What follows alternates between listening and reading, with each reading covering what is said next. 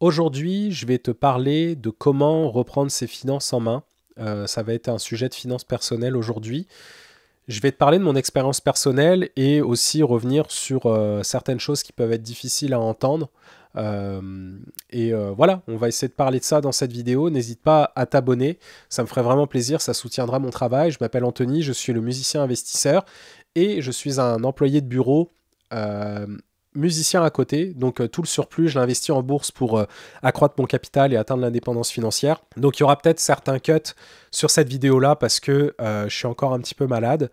Et si j'ai besoin de me moucher ou de tousser, je vais couper à cet endroit-là. Donc si vous voyez des coupes, ça veut dire que c'est que je suis encore malade et que j'essaye de me moucher. Dans un premier temps, comment reprendre ses finances en main? C'est de faire un état de ta situation. C'est quoi tes diplômes? C'est quoi ton emploi? C'est quoi ton revenu? C'est quoi tes dépenses? C'est quoi tes dettes? On va partir sur ces 5 points clés et on va voir comment on va dispatcher tout ça. Mais dans un premier temps, tes études. Si tu es quelqu'un qui a fait des grosses études, donc tu es déjà particulièrement chanceux, même si c'est toi qui as pris ces choix-là, etc. Mais il y en a plein qui ne pouvaient pas faire autant d'études en question d'argent, question de intellectuel, mental, tout ce qu'on veut. Mais voilà, si tu trouves que tu gagnes pas assez avec des grosses études, pose-toi la question, est-ce que tu devrais pas changer de carrière? Parce que je connais des gens autour de moi qui ont fait des doctorats et qui ont des postes qui sont pas du tout bien payés et les gens se plaignent. Donc c'est sûr, faire 8 ans d'études pour se retrouver avec un emploi qui paye pas, c'est quand même triste. Donc là, va falloir trouver une solution. Va falloir augmenter ses revenus parce que déjà, tu as perdu du temps, entre guillemets, à faire 8 ans d'études pour te retrouver peut-être au même point que des personnes qui n'ont pas fait d'études ou peut-être 2 ans d'études, tu as déjà un cran de retard sur ça. Donc désolé, des fois, c'est un petit peu ma pensée, je peux être un petit peu direct, mais tu me diras ce que tu en penses en commentaire. Mais par exemple, il y a des personnes qui sont pas faites pour l'école. Ça, c'est vraiment un peu délicat comme sujet parce que je peux pas me mettre à leur place.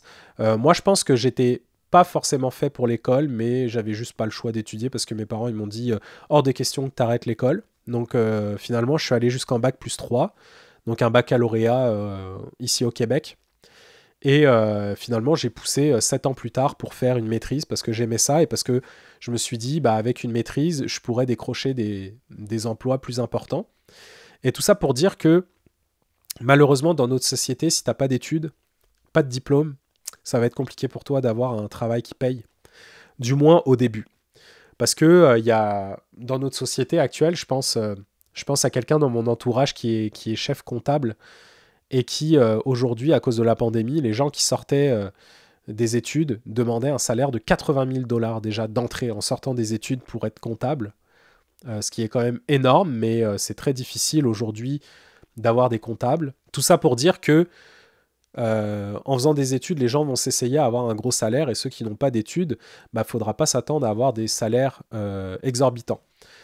Autre chose que je voudrais développer, c'est que les gens qui se plaignent de ne pas gagner assez, on vous a pas mis un couteau sous la gorge pour vous dire tu vas travailler là et tu vas gagner tant. Si tu as choisi de travailler, par exemple, à l'épicerie, peu importe le métier, tu as signé un contrat de travail qui disait combien de temps tu allais travailler, combien d'heures et combien tu allais gagner. Tu as signé ce contrat-là. Donc les personnes, malheureusement, qui se plaignent de leur salaire parce qu'ils sont trop bas, vous avez accepté de travailler pour cette entreprise-là. Donc, allez pas dire ensuite que la société ou l'entreprise se fait de l'argent sur nous. C'est toi qui es garant de ta propre vie. C'est toi qui es garant du fait que c'est à toi de t'éduquer, de trouver un meilleur salaire. Si l'État, tu penses qu'il nous entube, si tu penses que l'État nous ponctionne de l'argent, bah, figure-toi que si tu es pauvre fiscalement, tu vas recevoir des tonnes d'allocations et tu ne payes même pas d'impôts. Ce sont les plus riches qui payent des impôts. Ce sont les plus, je dirais pas les plus fortunés, mais c'est la classe un peu plus aisée qui paye des impôts pour les personnes qui n'ont pas de revenus. Donc avant de dire qu'on ne gagne pas assez, je t'encourage à développer tes compétences parce que malheureusement, si tu travailles dans un métier, je voudrais pas donner de nom, mais qui apporte pas de valeur intrinsèque à l'entreprise, un emploi où tu es remplaçable, tu vas pas gagner un salaire comme un cadre ou un spécialiste de telle ou telle affaire, un expert ou quelqu'un qui travaille en programmation informatique, même si avec l'intelligence artificielle, on va voir comment ça va évoluer. Mais tout ça pour dire que les métiers très techniques, bah, ils seront beaucoup plus payés que quelqu'un qui fait une job que tout le monde peut faire.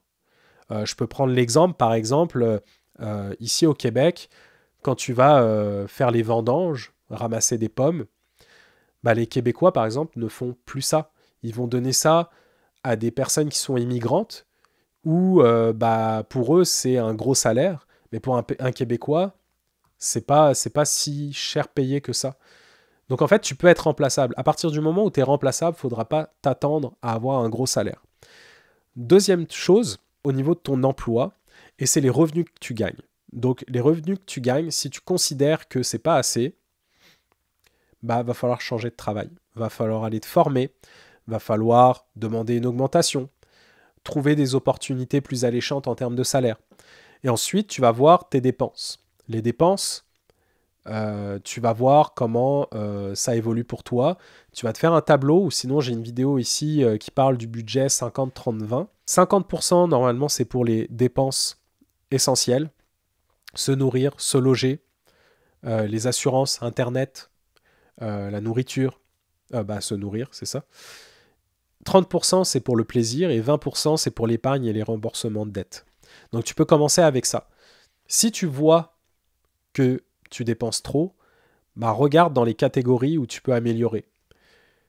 Renégocie tes assurances. Est-ce que tu as besoin d'une deuxième voiture?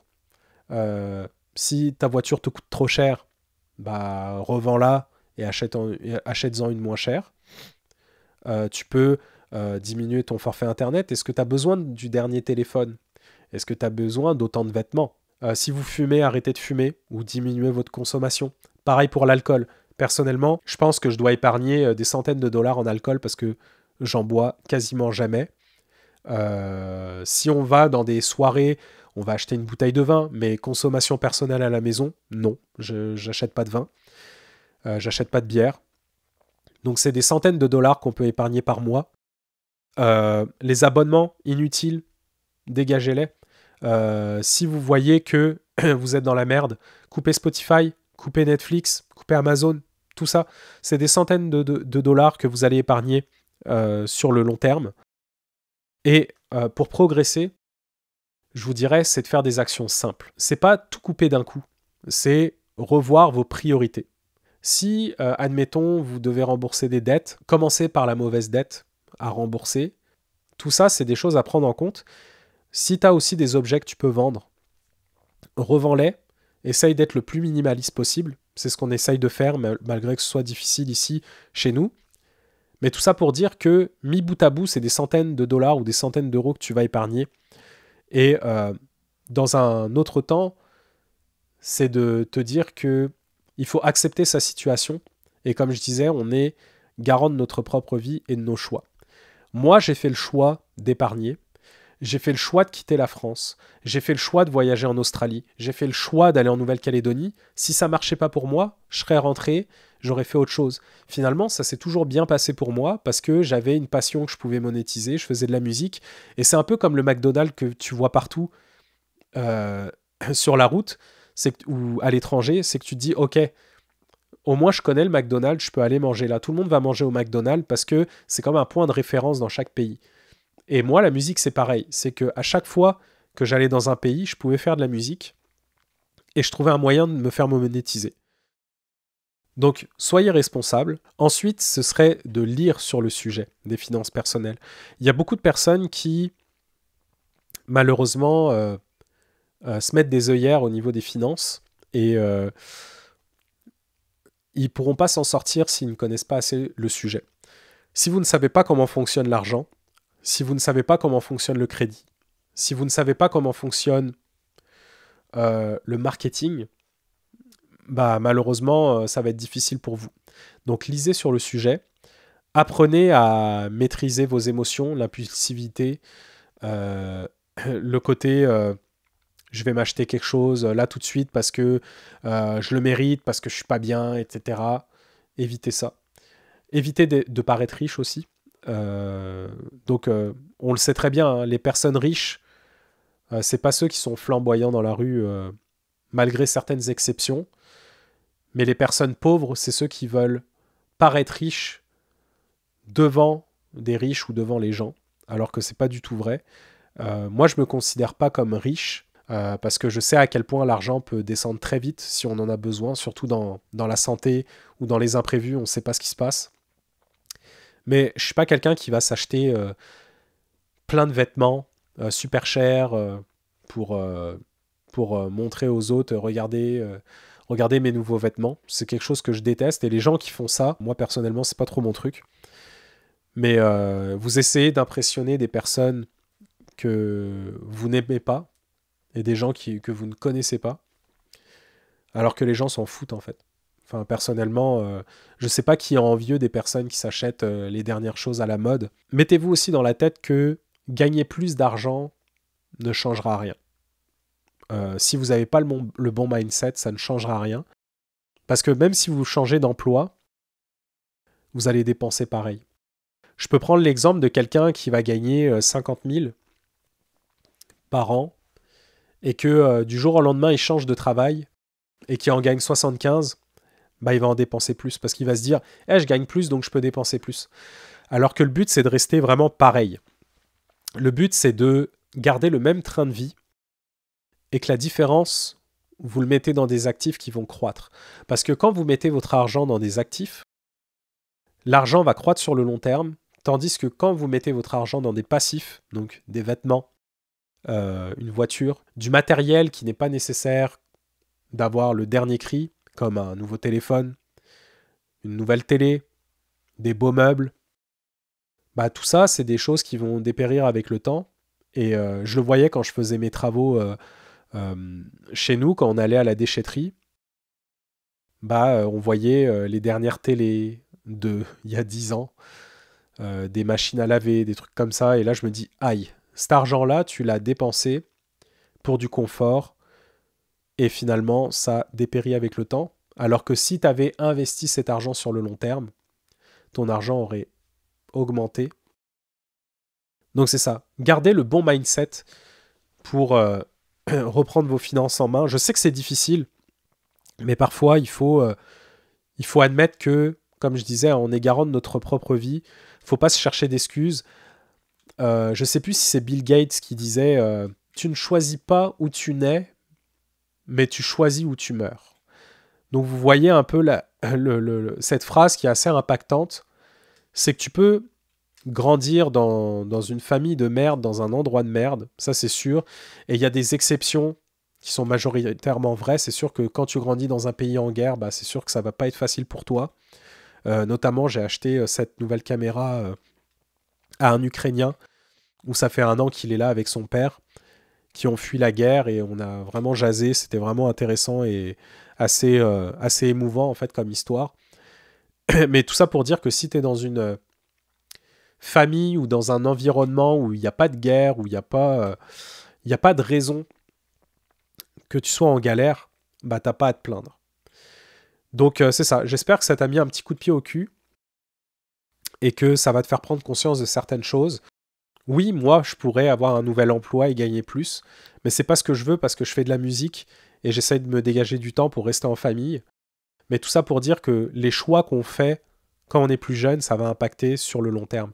Et je le vois autour de moi, hein, il y a des personnes qui se considèrent ah, mais c'est difficile, tu comprends. Mais ça fait 20 ans que c'est comme ça. Ça fait 20 ans que c'est la galère pour ces personnes-là. Mais c'est parce qu'ils n'ont pas changé de mindset par rapport à l'argent, par rapport à comment entreprendre ses finances, etc. Et malheureusement, c'est un peu comme la nourriture. Tout ce que tu manges dans ta vingtaine, ça va se répercuter sur ta 30 et quarantaine. Donc, les finances, c'est exactement la même chose.